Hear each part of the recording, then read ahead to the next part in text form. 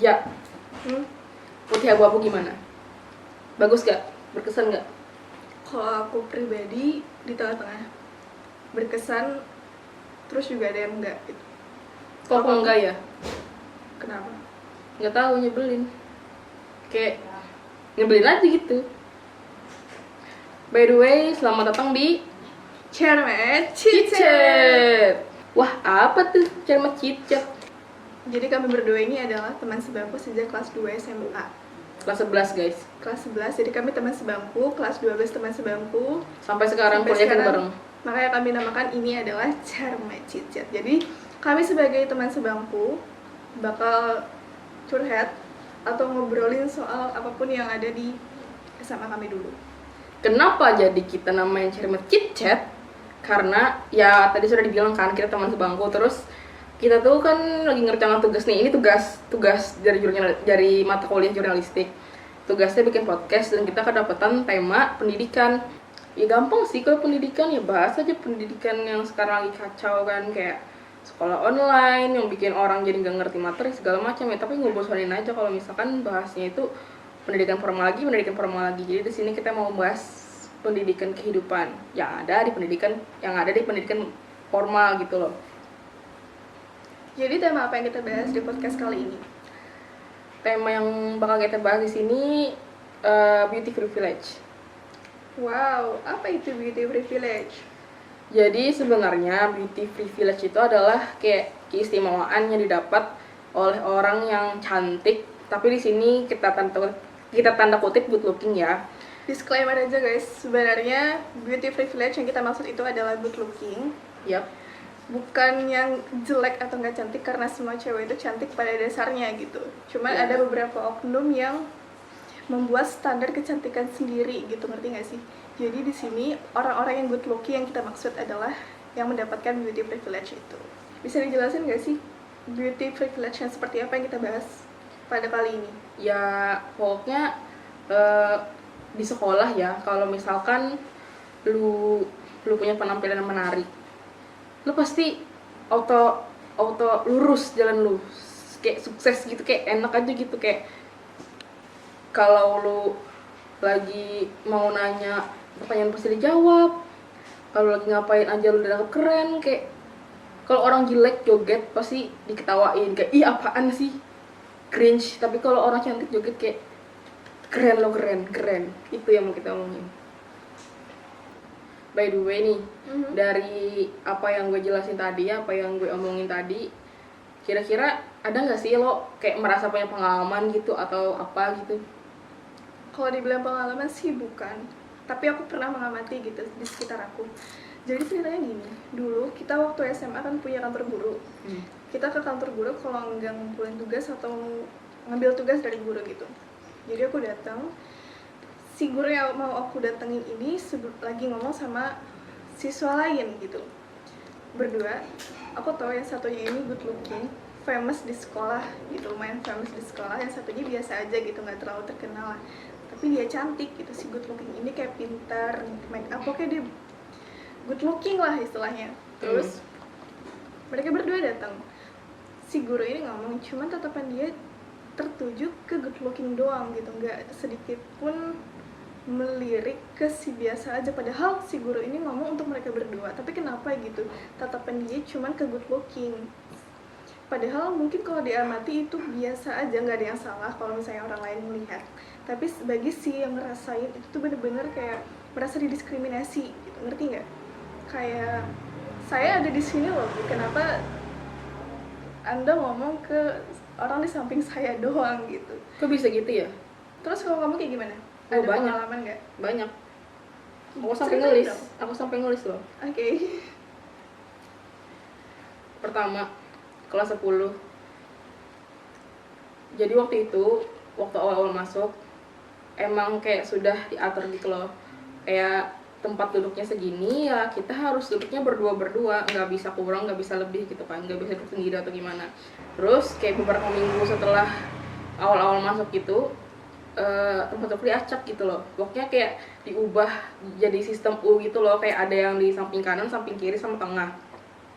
Waktu diacak nama gue ada di samping kanan.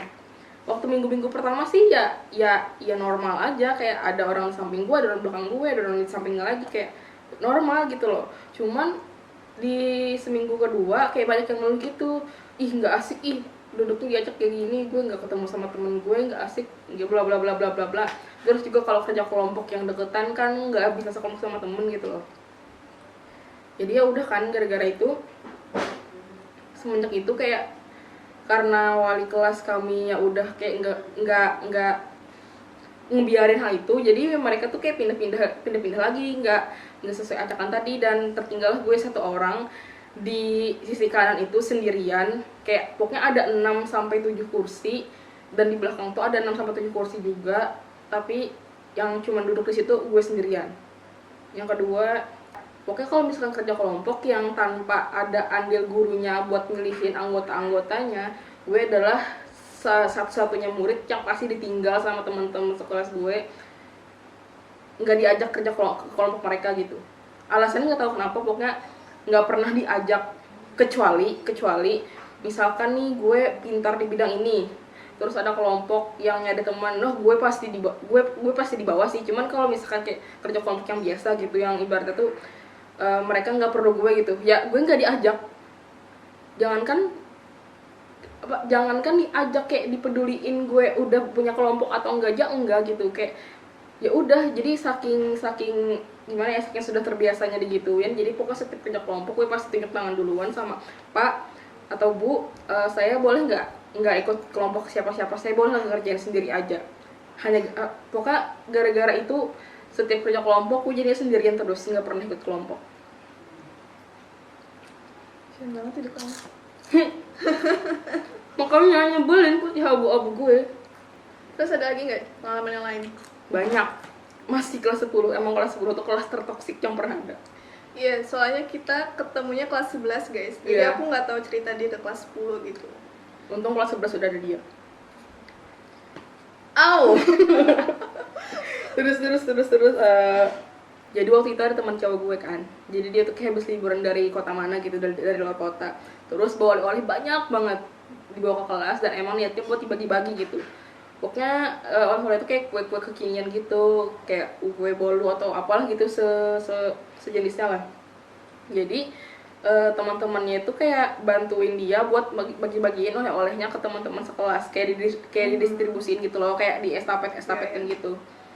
Jadi kayak ditawarin, ini si ini baru datang dari kota ini nih, mau nggak? Ayo cobain kuenya. Semuanya ditawarin, dari ujung sampai ujung ditawarin. Terus giliran di tempat duduk gue, jadi ini tempat duduk yang paling depan, ini gue. Yang paling depan ditawarin, mau kue nggak? Si ini datang dari ini mau nggak? Terus kayak ya udah ditawarin, terus yang orang itu kayak makan, ya udah. Terus giliran gue dilaluin kesini, bukan kesini, ya gue dilaluin, kayak ya udah. Sumpah. Iya serius, kayak dia itu emang ini waktu ini buat satu kelas ya, kayak ini buat kalian semua ya, tapi gue dilewatin. Sengaja banget dong. Iya, dilewatin kayak gue tuh lihat, gue mau, kayak pasti orang tuh ngerti kan, muka-muka yang ngiler ngeliat gue enak kan, kayak pasti ngerti kan, tapi gue dilewatin dong, nggak ditawarin sama sekali. Parah. Ya udah, terus tuh di estafetkan sampai kuenya habis, sampai oleh-oleh sebanyak itu habis, dan gue nggak dapat apa-apa, setetes pun, seremah-remah pun nggak dapat sama sekali. Parah sih. Cuman ngendus bau enaknya doang, dan gue cuma sendirian nggak dapat. Terus nggak ada yang nanyain kamu? Nggak ada yang nanyain. Satu kelas. Walaupun ada yang nanyain, ada sih yang nanyain tuh ada, tapi ya udah nanyain aja, nggak ngasih. Kayak udah dapat belum, oh ambil di sana, ya udah. Ya gila lah, orang nawarin gue aja nggak, masa gue ngambil sih, maling dong. Terus lagi-lagi kelas 10, cowok emang suka banget main bola kan, kayak dimana-mana main bola, olahraga main bola, istirahat main bola, bahkan di dalam kelas pun main bola, walaupun yang dijadiin bola itu bukan bola, ini botol, ketuker anjir. Yang di botol. Ini botol udah kosong nih, jadiin bola, kayak entah diisi kertas kah atau diisi apapun, pokoknya ditendang-tendang dilempar-lempar jadiin bola. Jadi kan kalau istirahat jarang banget ke kantin, kayak kalau ke kantin itu kalau perlu aja, kalau lagi pengen jajan aja. Jadi gue cuman makan bekal kan di kelas kalau lagi istirahat. Di saat gue lagi makan bekal nih sendirian di kelas, mau nyuap, mereka cowok-cowok yang lagi lempar-lempar botol jadiin bola itu, bolanya kena ke gue, kena ke hidung gue, sakit anjir, kayak gitu loh. Dan yang mau gue suap tumpah, bekal gue kena botol yang kotor bekas mereka injak-injak, mereka lempar-lempar, hidung gue sakit. Dan mereka tadi yang merasa nendang tadi, ya udah ngeliatin gue ketawa, dan nggak ada satu pun dari mereka yang minta maaf. Kayak kena nih gue kayak astagfirullah, terus mereka kayak diem tatap-tatapan, terus ya udah nggak ada ekspresi apapun, ya udah lanjut lagi main bolanya, lanjut lagi main botolnya, dilempar ke sana kemari, dilempar ke, Kayak nggak punya hati nggak sih kalau kayak gitu? nggak minta maaf anjir. Itu sama tuh semua cewek apa cowoknya? Itu cowok, itu semua cowok. Nggak, maksudnya yang memperlakukan kamu kayak gitu cewek cowok kan? Ya cowok, tapi itu kebetulan yang cowoknya gitu loh. Kayak gak minta maaf. Gini ya, gue lapar, bekal gue kotor gara-gara kalian gitu loh. Terus hidung gue sakit kena botol yang lo lempar ke hidung gue, tapi lo gak minta maaf anjir. Kenapa? Jijik. Minta maaf jijik. Hah? Hanya gara-gara gue jelek tuh takut minta maaf. Emang gue monster? Kenapa gak minta maaf?